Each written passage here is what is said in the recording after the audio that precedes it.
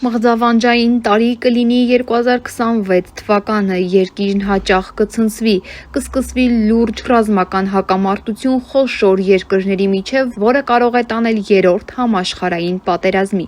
Ինչ է կանխատեսել Վանգան 2026 թվականի համար։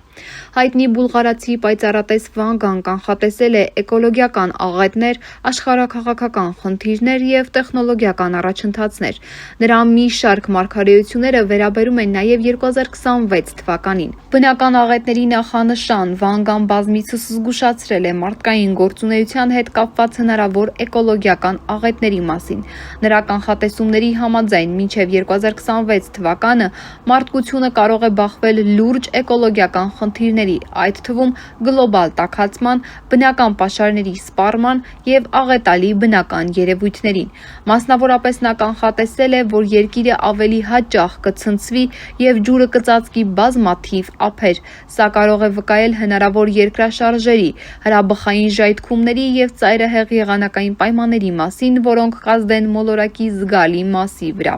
Վանգան նաև կանխատեսել է հնարավոր աշխարհաքաղաքական խնդիրներ, որոնք կարող են հանգեցնել խոշոր ռազմական հակամարտությունների։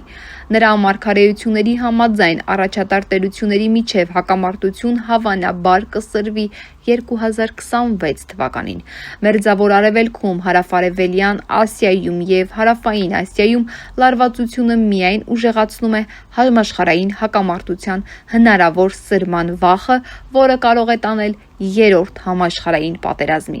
Վանգան կանխատեսել է, որ տեխնոլոգիաները կհասնեն նոր բարձունքների, ինչը կարող է հանգեցնել ինչպես առաջընթացի, այնպես էլ նոր վտանգների։ Նա կանխատեսել է, որ 2020-ականների կեսերին գիտնականները կկարողանան սանձել անտեսանելի ուժերը և կատարել հայտնագործություններ, որոնք կհեղափոխեն բժշկությունն ու հաղորդակցությունը։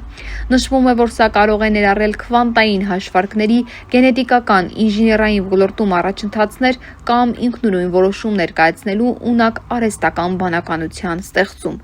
Վանգան կանխատեսել է, որ 2026 թվականին շատ տարածաշրջաններ կբախվեն ջրի և սննդի պակասի հետ, ինչը կհանգեցնի զանգվածային միգրացիայի և սոցիալական ցնցումների։